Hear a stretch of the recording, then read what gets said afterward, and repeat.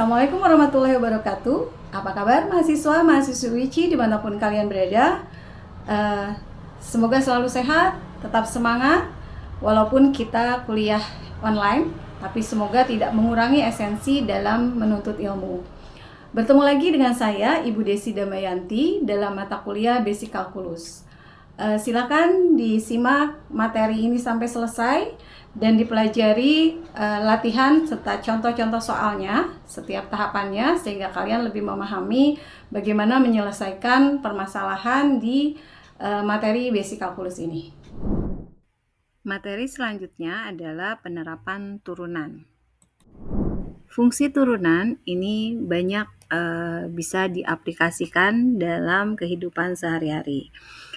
Contoh beberapa penerapan fungsi turunan adalah penentuan nilai maksimum dan minimum, kemudian penentuan kemiringan garis singgung terhadap kurva aljabar dan fungsi trigonometri, kemudian kemiringan garis normal, penentuan persamaan garis normal kurva dan garis singgung, dan penurunan fungsi trigonometri di bidang elektronik dan lainnya. Dalam materi penerapan turunan ini, kita akan membahas beberapa model soal.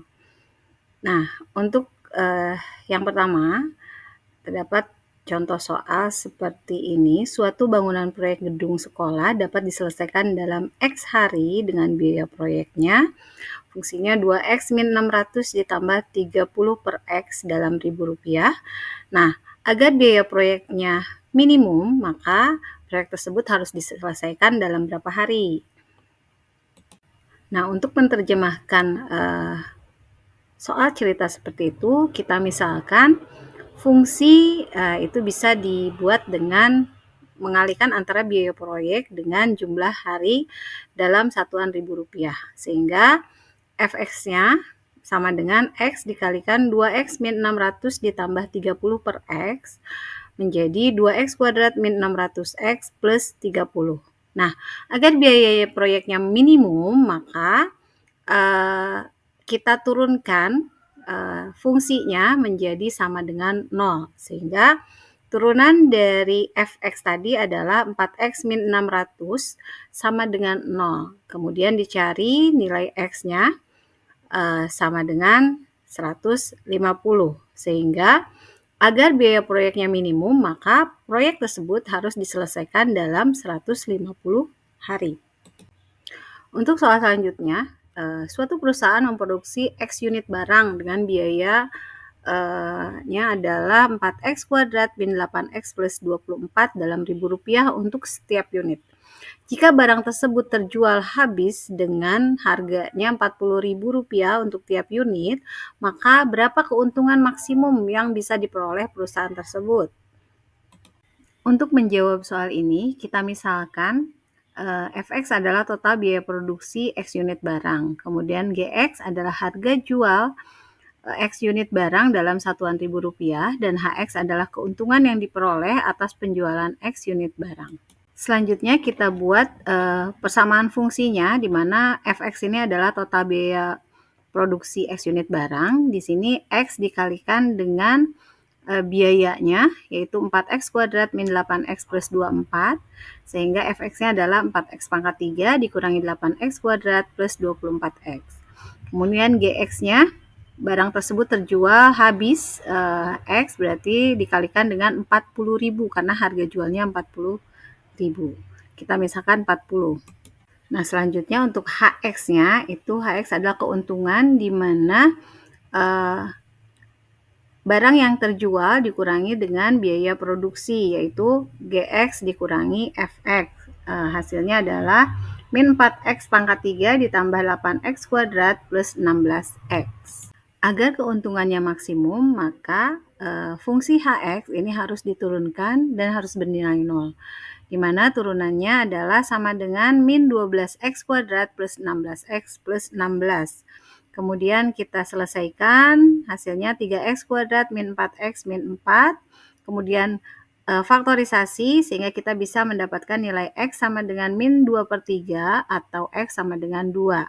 Karena menyatakan jumlah barang dan tidak mungkin negatif atau pecahan, maka X yang diambil adalah X sama dengan 2.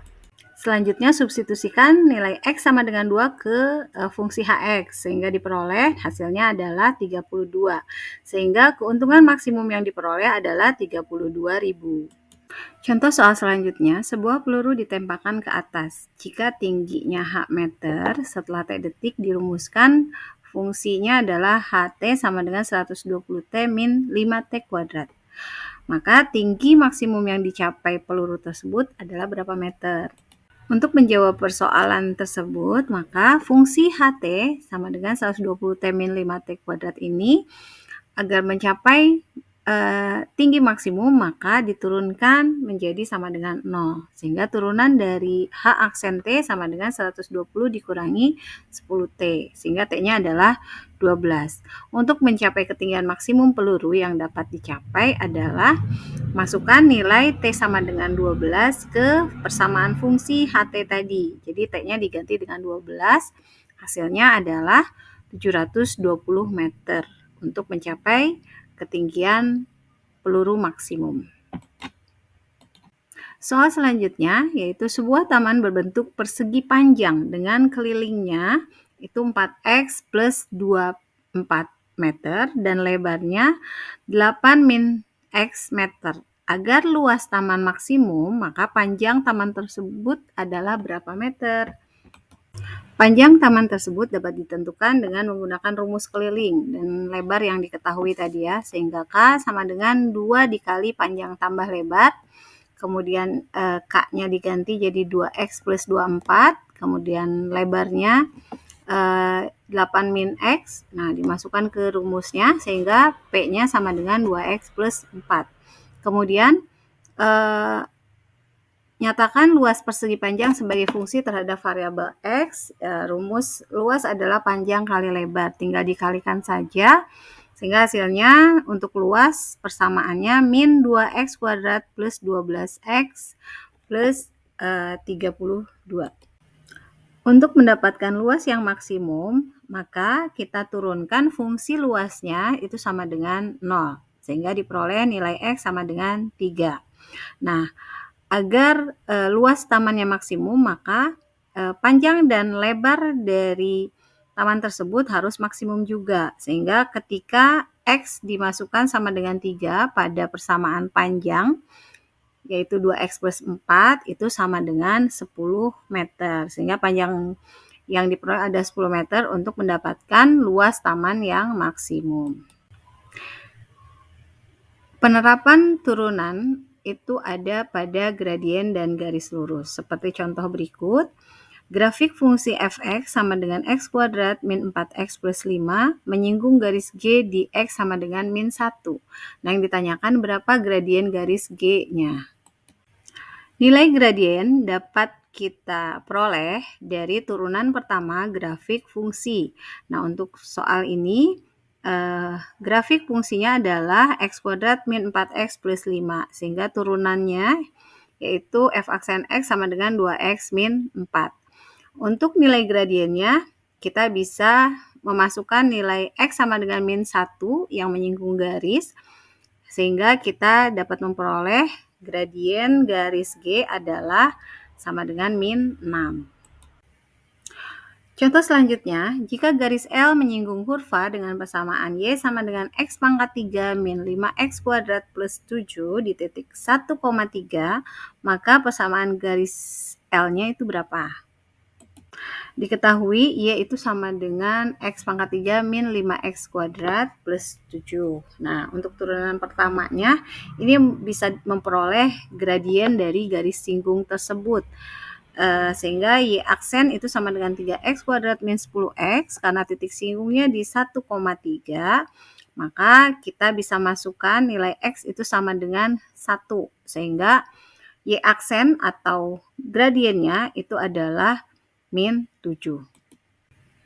Selanjutnya, persamaan garis bisa kita buat dari gradien yang tadi diketahui, yaitu M sama dengan min 7, kemudian melalui titik X1, Y1, 1,3, masukkan ke rumus Y min Y1 sama dengan M kali X min X1, sehingga diperoleh persamaan 7X plus Y min 10 sama dengan 0.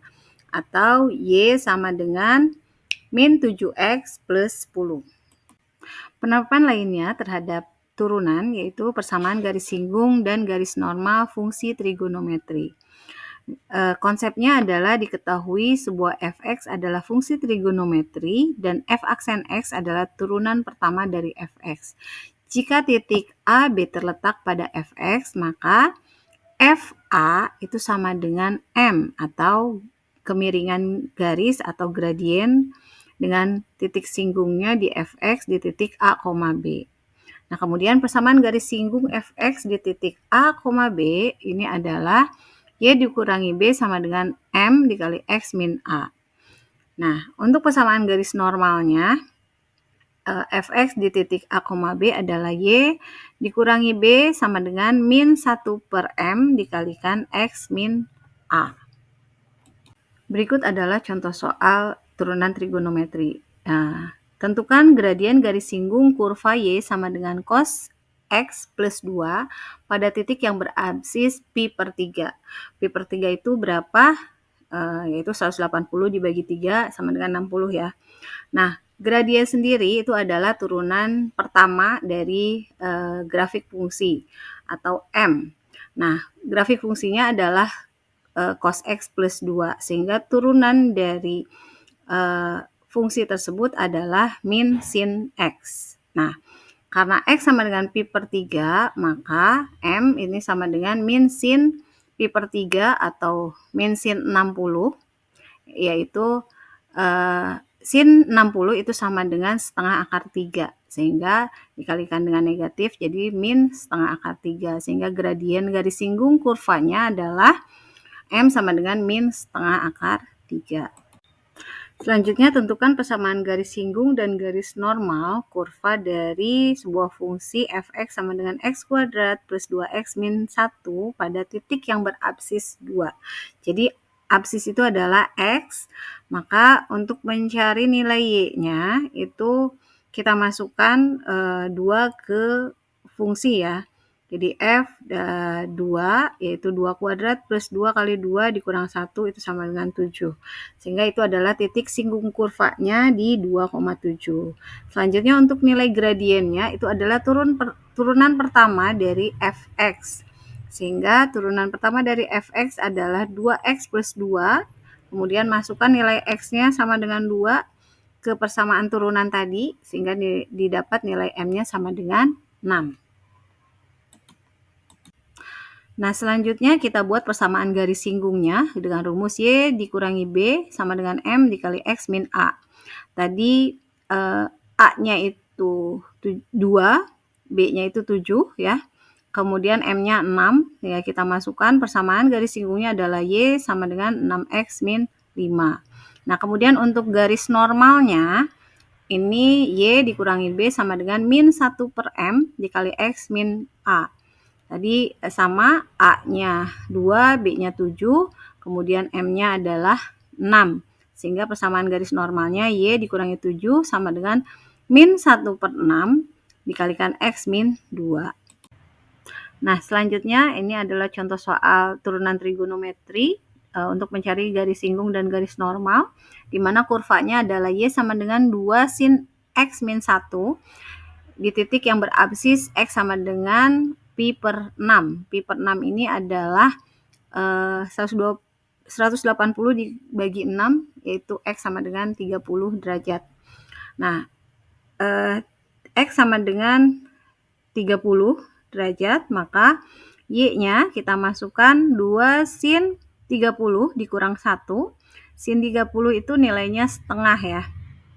Lihat di tabel trigonometri, sehingga 2 dikali setengah dikurang 1 hasilnya 0. Jadi titik singgung pada kurva adalah pi per 6,0 atau 30,0. Nah, kemudian untuk gradien adalah turunan pertama dari kurva. Y aksen atau M itu sama dengan 2 cos X, di mana X-nya pi per 6 atau 30, maka M-nya adalah 2 cos pi per 6 atau sama dengan akar 3. Karena kan cos pi per 6 itu cos 30 itu setengah akar 3 dikalikan 2, maka hasilnya akar 3. Nah, selanjutnya persamaan garis singgung yang kita bisa buat Y dikurangi B sama dengan M dikali X min A, di mana A-nya itu adalah pi per 6, kemudian B-nya adalah 0, dengan M-nya adalah akar 3, sehingga kita masukkan ke rumusnya, Y min B sama dengan M kali X min A, hasilnya adalah Y sama dengan X akar 3 dikurangi pi per akar 3 per 6. Nah, kemudian untuk persamaan garis normalnya, masukkan rumus Y min B sama dengan min 1 per M dikali X min A, sehingga hasilnya adalah min X akar 3 per 3 ditambah pi akar 3 per 18. Demikian pertemuan kita kali ini. Semoga apa yang disampaikan bisa bermanfaat dan difahami serta diaplikasikan dalam latihan-latihan soal dan ujian nanti serta di mata kuliah lainnya. Billahi taufiq wal hidayah. Assalamualaikum warahmatullahi wabarakatuh. Sampai jumpa.